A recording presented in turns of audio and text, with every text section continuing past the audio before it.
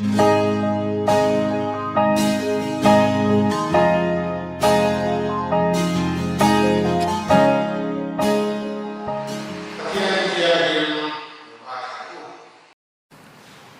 chin thal luka ziak bungli chang som pariat le som pakwa riang vai te hna chan chin tha hril turami ruata wangin lalpa tharau chu ka chunga a om ani chuan sal te hna chua na thu le middel te hna mit var nei le na thu soi turte ti du da tuarte chua tir na turte lalpa lungoi kum thu soi turte in mitirani ti hi atu thiang lim kan chia lalpan kan zatan mal somro se amen berual tha kan thenga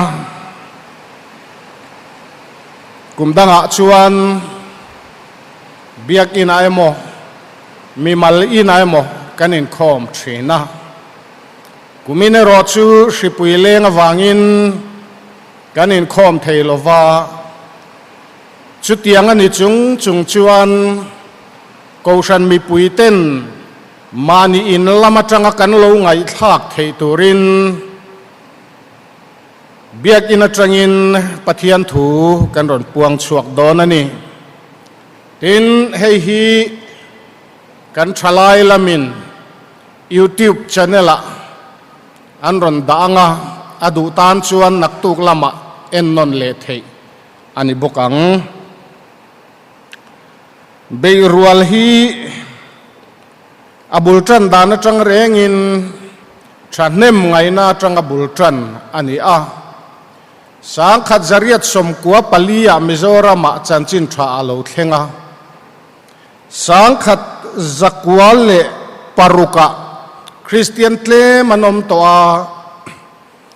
chung mi te chuan kha siram mai ranga harna anjuk chima chu harna chim ron hong te atang chuan mizoram harna masaber chu alo thleng ta ani ti chuan harna masaber alo thlen zo a chuan ring tu te enge mo chen chu an han pung ve bok takna a amai ro chu ring lo mi an la tam hle ani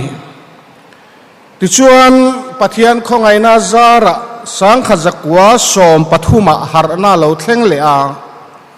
ring tu pon lo pun belle sheta amai ro chu harna chu omereng thei ani lova chutiang ani awang chuan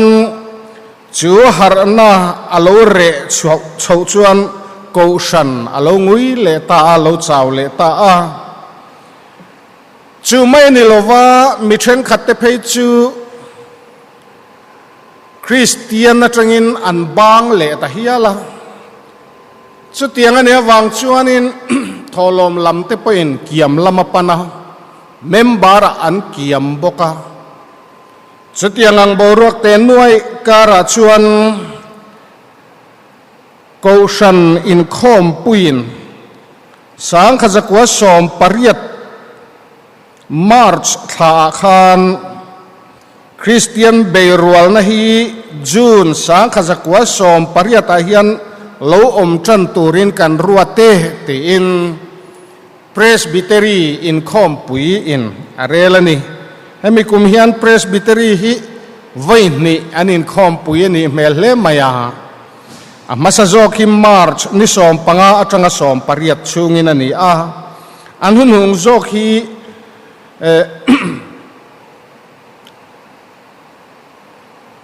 Octobara ani a tichuan amasa zok chuan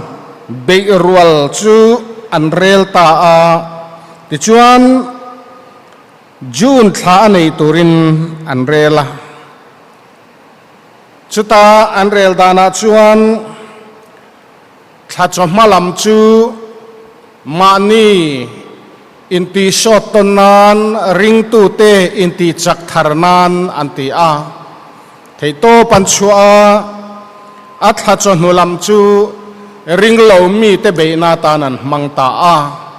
จูเบรัวลกันมูเลกันเชียนมัสักเบรจูอันนี้ไอโซลาเพจวนอันลิมเลมายันเบสเซไอนันหลอดลิงอันรีพอร์ตโปคริสเตียนตลางเอาออกตุบาร์สังขจกวสอมปริยัตอิชัวมูตูร์อมเงอันนี้ที่ชวนจุมิกุมามิโซรัมมุนสัง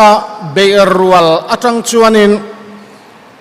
มิงเปทาร์มีจัตุมสมลีปลีไลอันออกมาจุมีอันวังชวนินที่ชุนจมเลจีนีอินอันเสียในจิรกันสวยตากังขานสังขจกวสอมปริยตาฮิอันเพรสบิเตอรีอินคอมปุยไว้นี่อันเนียมาร์ชท่าอินคอมปุยจวนจูนท่าเบรัวลในตัวรินันเรล่าที่จวนออกตุบาร์เพรสบิเตอรีอันนี้เลยจวนอากุมเลสังขจกวสอมปกวาเซปเทมบาร์เบรัวลในเลตัวรินอันเรล่าอันมินิตาชวนเบรัวลนะฮิอมเลเซลกันติดลางกุมสังขจักวสอมปกวาเซปเทมบาร์นี่อังอติดานจุมานามีอังบกขอันนี่อังอันที่นี่ติชวนสังขจักวสอมปกวาอันเบรัวลปอจูอัลลโซตินปะเทียนินมัลอัลสอมเลมายาเฮงเบรัวลเวลวางฮิอันกุมสังขจักวสอมปกวาฮิอันฮาร์นัจุมทุมนับอารอนเซงฮิลอันนี้ติชวนคอมปุยนะอติราชวนอัตลัดชปินาเรลาอัมไม่รอจู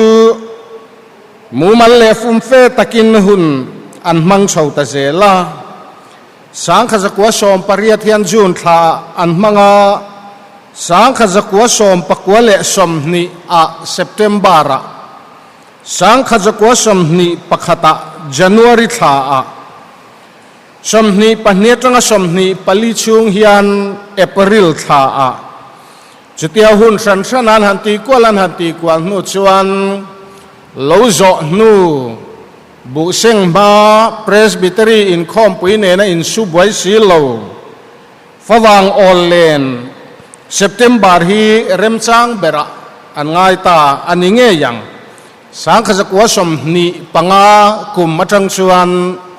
เซปเทมบาร์ฮีเบรัวลท่าตันมันนิตาวันแข่งอินเซปเทมบาร์ฮีเบรัวลหุนตันกันมังชาวตะเซลอันนี้ที่ชวนจุดยังอันนี้เมฆลายชวนมิโซรามารัมบวยเตลเอาออกมารัมบวยลายคานเบรัวลรัมปุมะมูมัลตะกเลทุปุยฟุมเฟตะกเจรโฮเลยเทลโลจางเตอโลอมชวาสังขจักวสมทุมปัสเรจังอินทุปุยเจรบีกเลอินไกชวยนัตเตเนยินหุนมันชินันีสังขจักวสมทุมปัสริ standing committee จูนท่ามีจวนกันกูชันหุกุมตินเบรัวลฮีเฟลโซกกันตีเทนานเบรัวลโปรแกรมรัมปุมตันเซียมิลากัน subject to อินซูมนัทูลำนิเซตีอินสังขจักวสมทุมปัสริกุมาฮิอันอินซูมนะติขะทุปุยะอันโลเนียเฮฮีอันรัมปุมหัวปะอันทุปุยทันกันเชียนมาสักเบรจูอันนี้ที่ชวนเบรัวลจูกัลชาวเซลามันดานโปเคลมินตีดังลำเช็ดอันนี้ชวาสังขจักวสมเรียดประคัดอัตรังเพจวนอาหับตามัสเบรฮีรัมทารหับตาอัตานกันมังตาตินสังขจักวสมเรียดเลปทุมกุมัจังอินหับตานุงเบรฮีคริสเตียนชุงก็หับตากันมังชาวชินตาอันนี้ chutiang ang taka ko shan inti shot ton nante ko shan member ti pun nante ti chak nante har na alo thlen thei hial na turatan te a pathianin mizo te zinga ahman poimo em chu beirual hi ani an rot tran tir lai bo ruak le tun bo ruak ke ro chu ai nang talo hle a tin khati hun lai kha chuan mitin e zon na kha in ang tlang deuh veka tho manei deuh vekan ni a chuwang chuan fawang ol len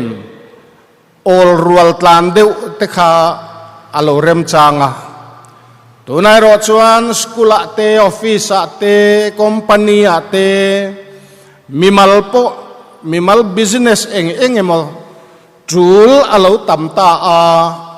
chuwang chuan atir lam anga man rual thap aon thei talova chutiang ania wang chuan kan be rual po hi fiam thuin be rual po ni ta meu love be dar ani ta deu zok ma ome te kan ti fiam thu hialta ani engponi sela anlo rot tran tir atang le voin thlenga be rual pathiani na ko san ho ta na mal alo som thin zia thirin kumin hundang lambi kum danga po aang omle to lo tura hian ko san committee chuan be rual zantin chu rem chang lovanga ko san in khom zan big ero hi chu heti hian biak in atangin be rual thu pui kan zirin pathian thu cha kan ron puang chuak thin don ani vain hi September ni ani a kan be rual thu pui chu tharau bo te mangai te ni a chuwang chuan tharau bo te mangai te hi zanina po kan ron tin zon tura chu ani don ani chanchin tha mathai jek bung som ni pariata hian pathian thu lo ngai thale ila chang som paruk atanga som ni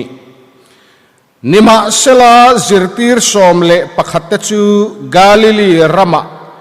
isuan tlang arwat saka chuan an kala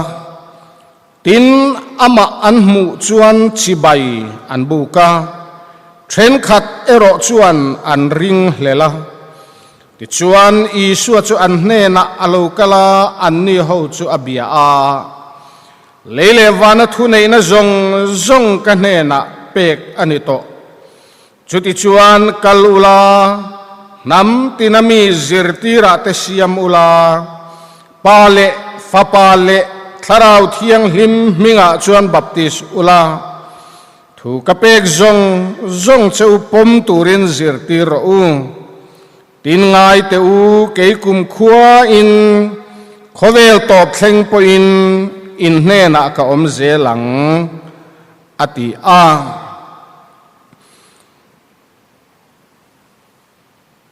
kal ula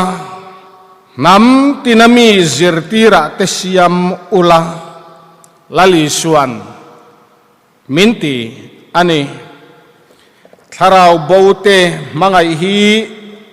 mishing na tang hi chuan a ollo khop maya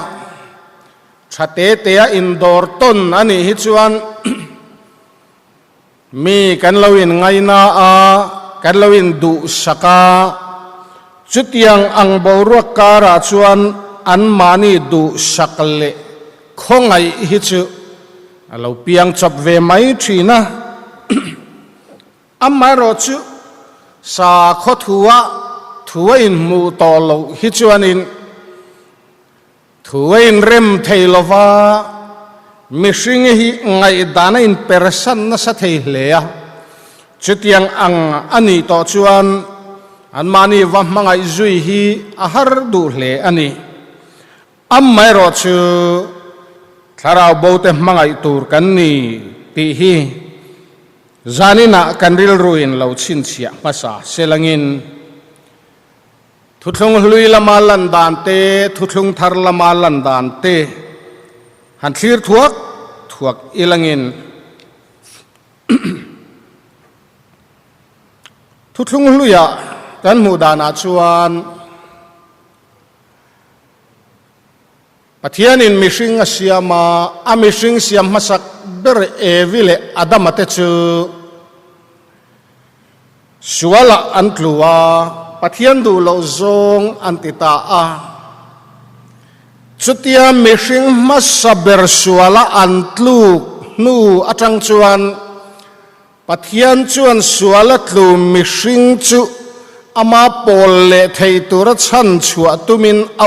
zui ngala saruak om an ni ti anin hriatin an saruak za mo khu turin thei puin na anin siam chopa chu pathianin a aya thazok siam chua dan te aron zirti ta zelai ti mayang atoi zongin ti chuan hun alo kal zela mihring sual na cholo pung tiala nova huna phei chuan pathian thin urna wangin mihring chuti boral adu ta hiala ma se ti boral vek na tur kara khan athu oi tu te chan chua na turin chandam na long tuk turin nova akshila akova atuk tira chuwang chuan nova te pa fa ho le chu mai ni lo an nu pui te theu le ran nung chitin reng nung cha chitin reng chi la tha zel tur te chu chandam na long awang chuan chan himin an omani ti chuan hun alo kala zela Abraham a chuan pathianin thuron thlung le a khovel nam tin thoven na tur Genesis bungsom som le pahnia kan hmuwa nangma chuan khovel nam tin an la thovengang ti in chu chandam na khovel nam tin zalen na tur le nam tin thoven na tur thu chu Abraham a chuan pathianin aron thlung le ta a ma se Abraham tha kal zel te chuan Abraham thi sen kai lo tan chuan chu chandam chu na chu nivelova an ngaya tun laya mi zo zinga zirti na kal sual chi khat ang deuh hian an mani zudaho achu khovela chungnung bi ka namdang zong te poin an ma a ron kuna chi bai ron buk turinan beiseya chuan beiseina chuan mesia pathian mi ruata lo kalanga chumi lo kalun chuan an mani obetu zong lakatin mesia chuan a chan chuakanga khovel nam dang le ram dang zong chu a obetanga chu mesia chu davida lal thu thlenga thuin khovel zong ro rel don ni an tiani ma se chu pathianin Abraham a khovel nam tin thoven na tur thu athu na chu anni chuan an dai pial le ta an dai pial awangin an tluzeu zewa zol nei ho mangin pathianin ko har atuma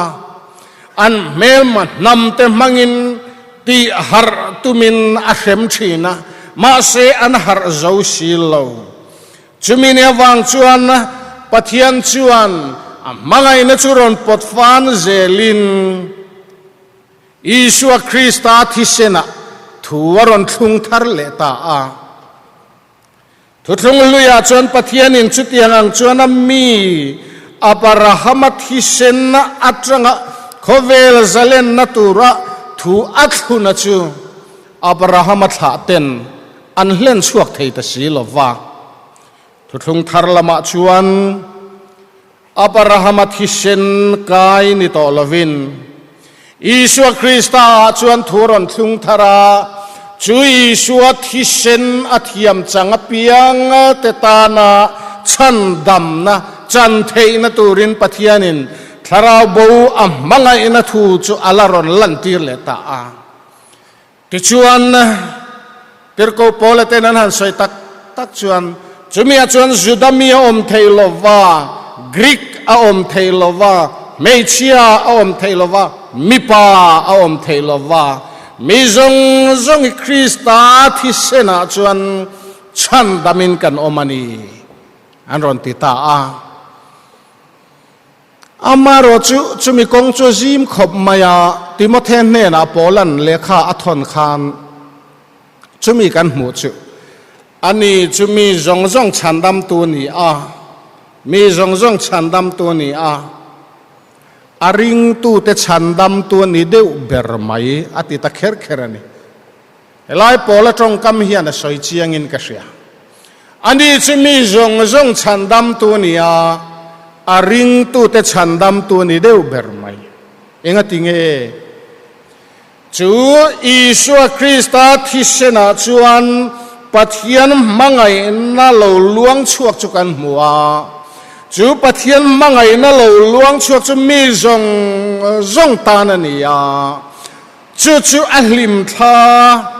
Mosia hova thalera darul an khai kan kha darul kha a endu tan chuan dam na ania a endu lo tu tan chuan an en lova an dam talo ani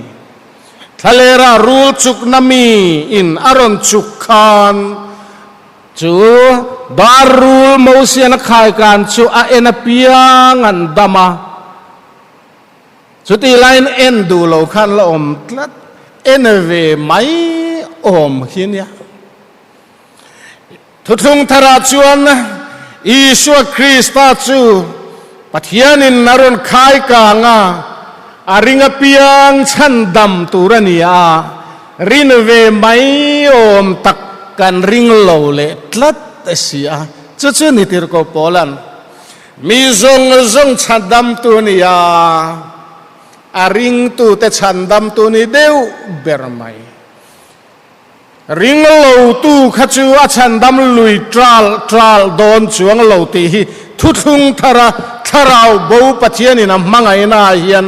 alang rui mai ni ti chuan thuthung thara chuan pathian in Isua Krista a mangai na chu aron lantira cross khen be ani khan chu aron tar lang fam kim ta a amaro chu history athil theng a chu venia keini tan chuan achiang to lova chuwangin tirko te mangin he kan Bible a hian zia ania koshan ho mangin shilfia kan nita a chuwang chuan tirko Pola te chuan chu tharau bo mangai na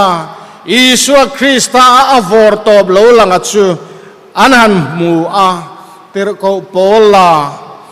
ring tu te ti boralati lum tum me ka thei to patranem nga ya kha ti lum le ti boral atum te him tur mai ni lova chu chan chin tha puang tura in peral thak in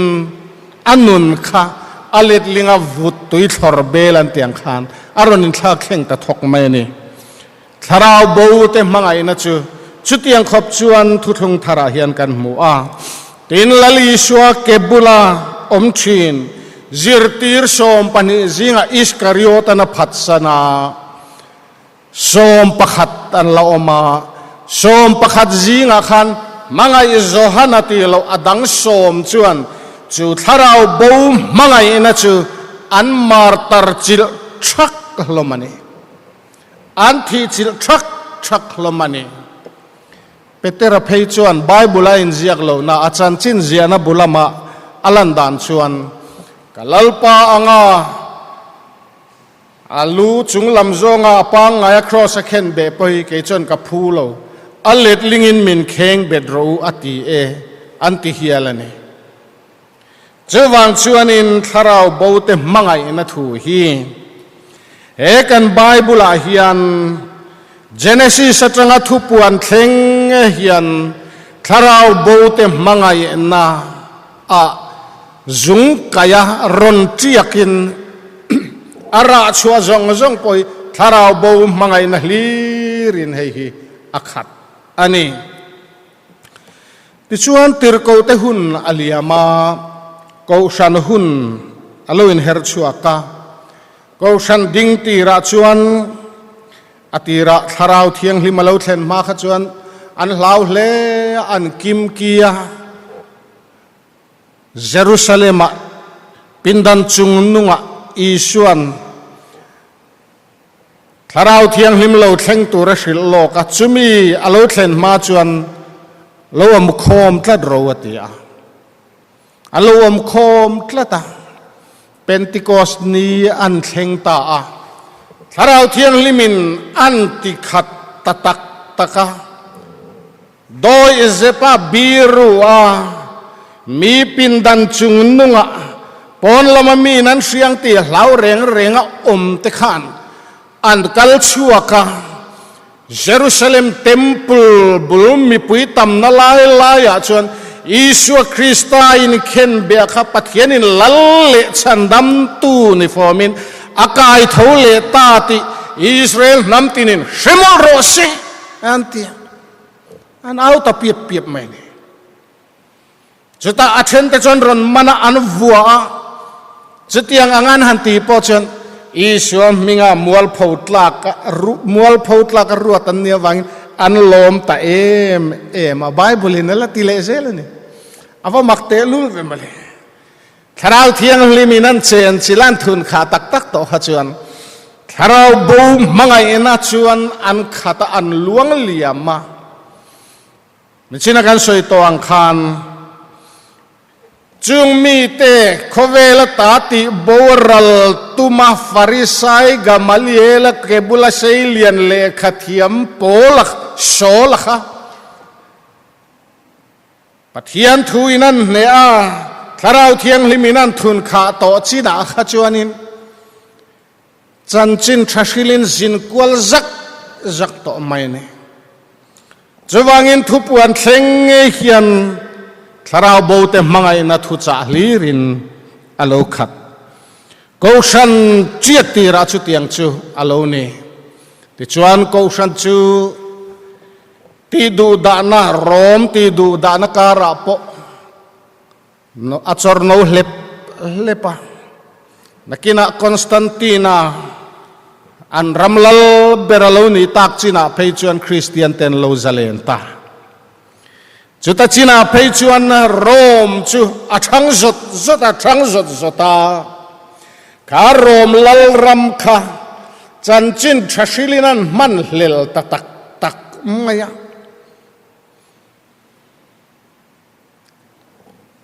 Europe ate Africa ate America ate ta kho chaklam thlengin chanchin tha tharau bo lainat na a chanchin tha abuai pui chung chuan kha rom lal ram kha khovelan sia theichin zong chon opani mai pathian in a choi sang ani amaro chu engemoti lai tangin chu rom lal ram chuan chanchin tha aya buai pui jok dangan nei tak china chon abuai pui jok a choi sanga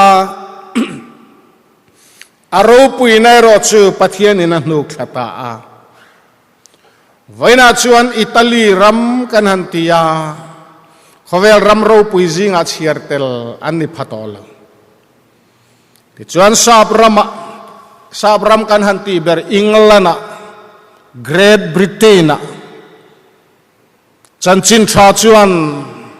buwa khuara rom anan chuaya Koshan Reformation an lo chuaka William Carey ate han ron chuaka William Carey an pathian tan thil ro pui tak ti tumla pathian lakatangin thil ro pui tak beishe ro ti chungin an ron pen chuaka ti chuan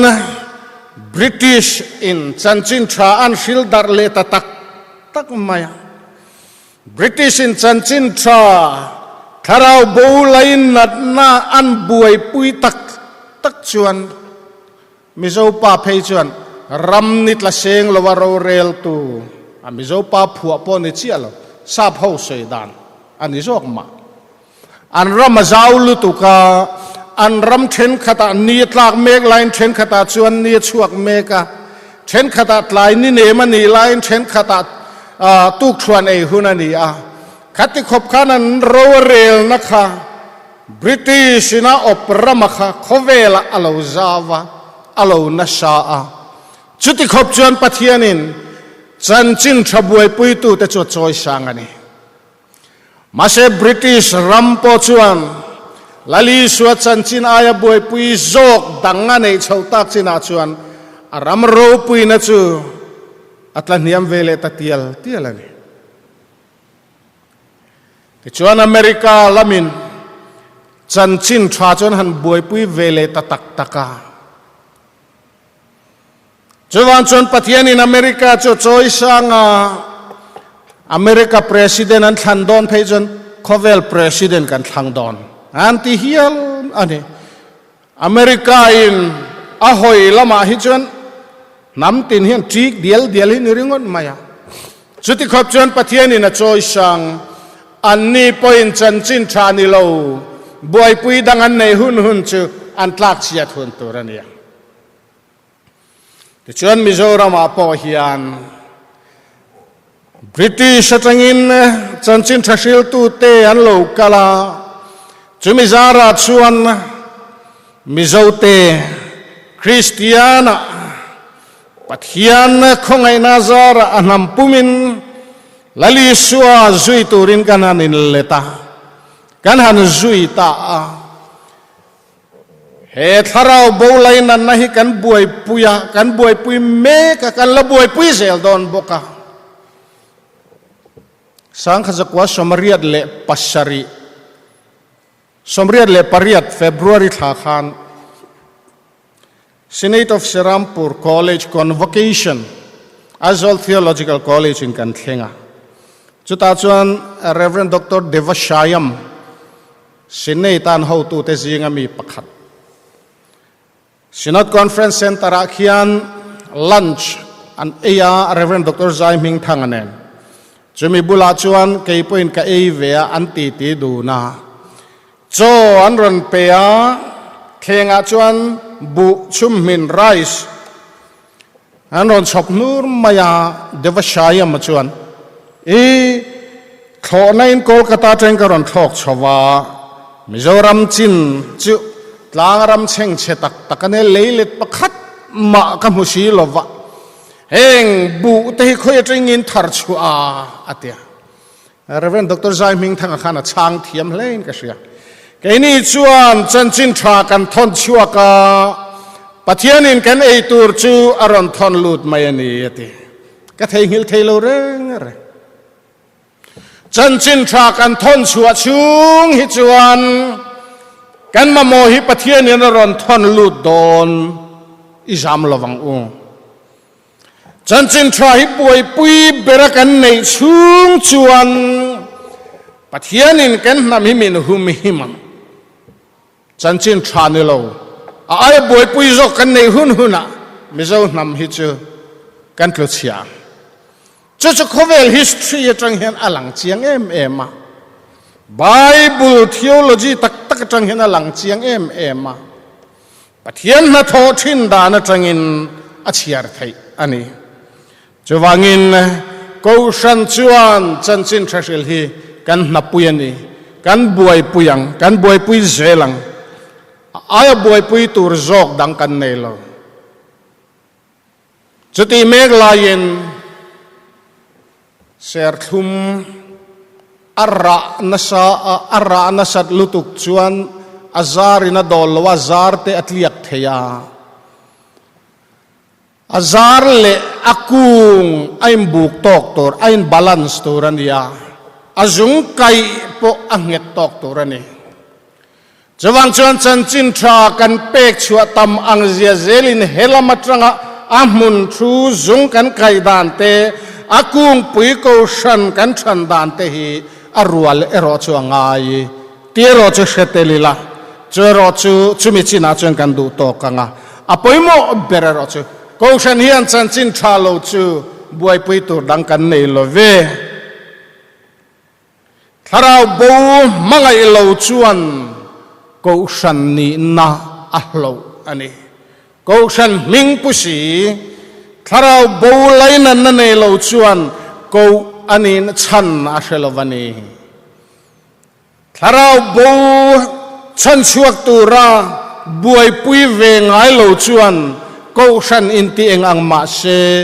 ko ani chan a she chiang lovani chuwang chuan tharau bo mangai lo chu ko shan po inti ve ngam chien de lawang pathian in min ko chan hi achan chin thrashil turin min ko tlatani a ai oding turin min ko tlatani khovel zong zonga kalula thilsiam zong ne na chuan chan chin thrashil ro u politics khovela chan chin thrashil ro Asian na economic khovela chan chin thrashil ro medical khovela khan chan chin thrashil ro ram thim ram rova kalla chan chin thrashil ro nang michael chuak thei lovani poin tong train thil pekin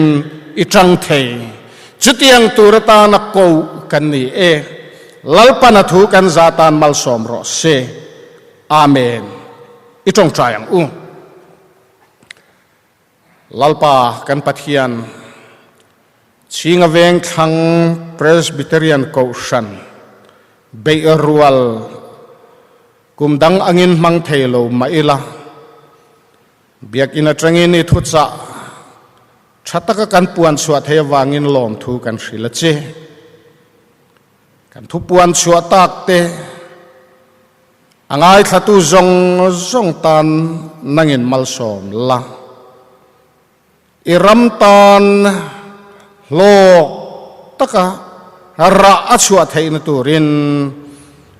nangman ithu hi tinung zelang che ithu chu thu takani chu thu tak chu mishing nun eral zel tu turani chu wangin nangma tanga chuak thu tak ngei chu kan puan chua tak trong kam mangkhan ngai thatu thin lunga hril fia la omezenein ra lo chua se kan du e lali suam mingin kan dile amen